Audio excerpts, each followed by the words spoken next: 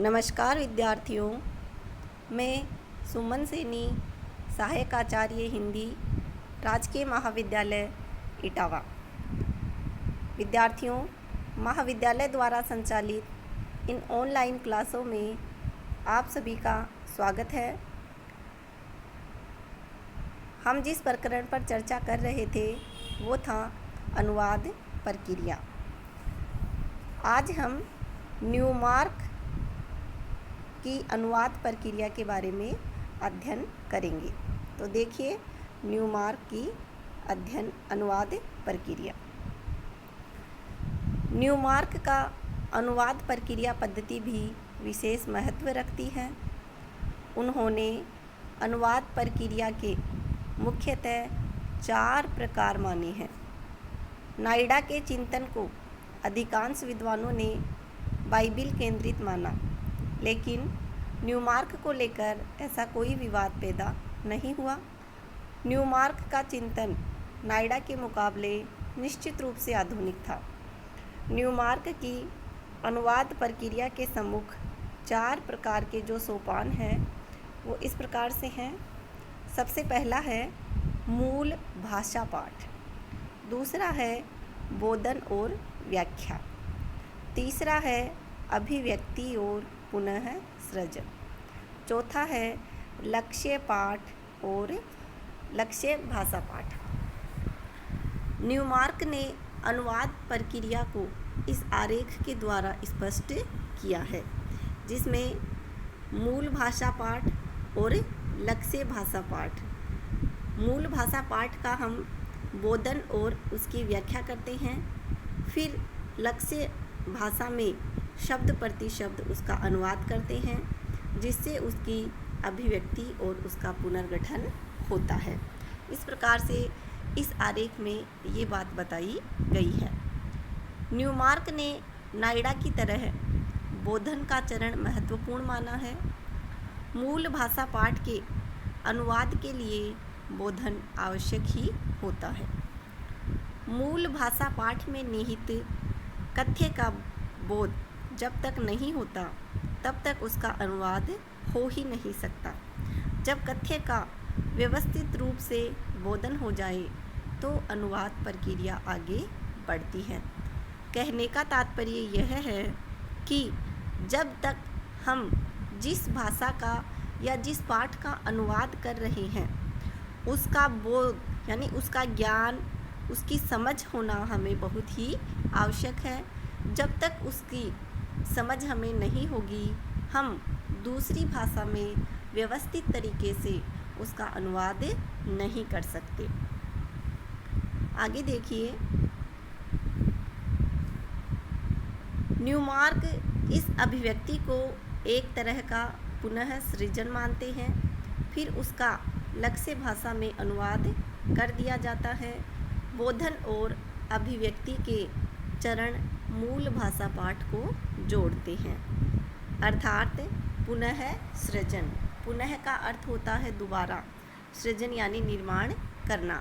यानी अनुवाद की प्रक्रिया में जो लेखक है, अनुवादक है, वो मूल भाषा पाठ का किसी अन्य भाषा में पुनः सृजन करता है। ये तो हुई न्यूमार्क की अनुवाद प्रक्रिया। और अब हम बाथगेट की अनुवाद प्रक्रिया पर विचार करते हैं। बाथगेट ने अनुवाद प्रक्रिया के मुख्यतः 7 चरण माने हैं। न्यूयॉर्क ने कितने प्रकार माने थे? 4। और इन्होंने क्या माने हैं? चरण। और कितने माने हैं? 7। मूल भाषा पाठ अनुदित होकर जब लक्ष्य भाषा में पहुंचता है तब एक अनुवादक 7 चरणों की प्रक्रिया का सामना कर चुका होता है। ये 7 चरण इस प्रकार से हैं: समन्वय, विश्लेषण, बोधन, पारिभाषिक अभिव्यक्ति, पुनर्गठन, पुनर्निरीक्षण, पर्यालोचन। बाथगेट ने इन 7 चरणों या सोपानों को स्वतंत्र रूप से देखा है। न केवल देखा बल्कि इनके स्वतंत्र होने का प्रमाण भी दिया है। इसका प्रत्येक चरण भी महत्वपूर्ण है। तो सबसे पहले हम देखते हैं समन्वय। अभी तक विद्वान अनुवाद प्रक्रिया का प्रारंभ विश्लेषण या बोधन से ही मानते थे, लेकिन बाथगेट ने सबसे पहले समन्वय की प्रक्रिया बताई है। यह चरण अत्यंत महत्वपूर्ण है क्योंकि इसी के अंतर्गत अनुवादक मूल पाठ के साथ तादात्म्य स्थापित कर लेता है। अनुवादक जब किसी रचना का अनुवाद करने का निश्चय कर लेता है तो सबसे महत्वपूर्ण बात यह है कि वह मूल पाठ को अच्छी तरह पहचान ले और अपनी मानसिकता का तालमेल मूल पाठ के साथ बैठा ले। इसे ही समन्वयन कहा जाता है। जब कोई कृति अनुवादक को इस प्रकार अच्छी लगती है कि वह उसका अनुवाद करने की इच्छा रोक ही नहीं पाता। दूसरा चरण आता है विश्लेषण। अनुवाद प्रक्रिया में पहला चरण विश्लेषण है। यह बहुत ही महत्वपूर्ण चरण है। विश्लेषण मुख्य रूप से मूल भाषा पाठ के भाषिक पक्ष का करना होता है। प्रत्येक पाठ में कोई न कोई संदेश अवश्य निहित होता है। उसे भाषा के माध्यम से ही समझा जा सकता है। तीसरा जो चरण है वो है बोधन। बोधन का अर्थ होता है समझ। समन्वय के चरण पर ही अनुवादक मानसिक दृष्टि से मूल भाषा पाठ के साथ तालमेल बैठा लेता है। थोड़ा सा विश्लेषण करके उसके बोधन में स्थित समस्त कठिनाइयों को दूर कर देता है। मूल पाठ की अभिव्यक्तियों की बारीकियों का बोध जब तक अनुवादक को नहीं होगा तब तक सही अनुवाद हो ही नहीं सकता। अतः हम कह सकते हैं कि अनुवाद प्रक्रिया में बोधन है वो बहुत ही महत्वपूर्ण चरण है। अगला है पारिभाषिक अभिव्यक्ति। बाथगेट ने अपनी अनुवाद प्रक्रिया में पारिभाषिक अभिव्यक्ति को विशेष महत्व दिया है। नाइडा और न्यूमार्क दोनों विद्वानों ने अनुवाद प्रक्रिया में पारिभाषिक अभिव्यक्ति का उल्लेख नहीं किया है। बाथगेट ने अनुवाद प्रक्रिया में पारिभाषिक अभिव्यक्ति को आवश्यक बताया है। वे मूल भाषा पाठ में स्थित उन अभिव्यक्तियों को लेते हैं जो पाठ के संदेश की निष्पत्ति की दृष्टि से अन्य से अधिक महत्वपूर्ण है। अनुवाद के दौरान मूल पाठ की अभिव्यक्तियों के लिए लक्ष्य भाषा में विकल्प चुने जाते हैं। इन विकल्पों का निर्धारण करते समय जो अंश विशेष ध्यान देने योग्य हैं वे हैं पारिभाषिक अभिव्यक्तियों की कोटि में आते हैं। बाथगेट का मानना है कि पारिभाषिक अभिव्यक्ति से विकल्प निर्धारण सरल हो जाता है। अगला बिंदु है पुनर्गठन।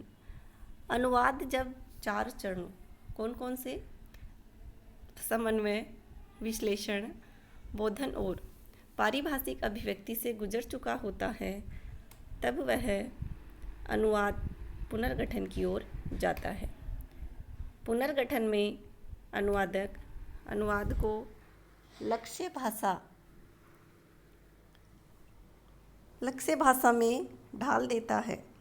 उसे ध्यान देना चाहिए कि अनुदित पाठ पर लक्ष्य भाषा की सहजता, स्वाभाविकता और प्रवाहमयता बनी रही। अगला बिंदु है पुनरीक्षण। अनुवाद प्रक्रिया में पुनरीक्षण का चरण अत्यंत महत्वपूर्ण है। बाथगेट के पश्चात लगभग सभी चिंतकों ने पुनरीक्षण की भूमिका एवं महत्व को एक साथ स्वीकार किया है। अनुवाद प्रक्रिया के 5 चरणों से गुजरने के बाद अनुवादक को यह देखना आवश्यक है कि अनुवाद कहाँ तक सही है। पुनरीक्षण के अंतर्गत अनुदित पाठ की संपूर्ण रूप से जांच पड़ताल होती है। इस प्रक्रिया में प्रति संशोधन भी शामिल है। हस्तलेखन या डीटीपी की भूलों को पुनरीक्षण के द्वारा दूर किया जाता है। अंतिम बिंदु है पर्यालोचन। बाथगेट ने पर्यालोचन को अनुवाद प्रक्रिया का अंतिम महत्वपूर्ण चरण माना है। इसमें अनुवाद कार्य की प्रामाणिकता देखी जाती है। इसके लिए स्वयं अनुवादक और विषय विशेषज्ञ एक दूसरे से संपर्क करते हैं। इन दोनों की बातचीत के दौरान अनुदित पाठ की प्रामाणिकता का पता चल जाता है। अनुवाद में प्रत्येक शब्द की अलग अर्थवत्ता होती है। जरा सी त्रुटि या भूल अनुवादक के अर्थ का अनर्थ कर देती है। अतः इसमें पर्यालोचन नितांत आवश्यक है। इस प्रकार से हमने आज न्यूमार्क और बाथगेट की अनुवाद प्रक्रिया का अध्ययन किया है। अनुवाद की समस्याएं भी हैं। अनुवाद करने में कई समस्याओं का सामना करना पड़ता है। तो उन समस्याओं का अध्ययन हम हमारे अगले वीडियो में करेंगे। आज के इस वीडियो में इतना ही। धन्यवाद।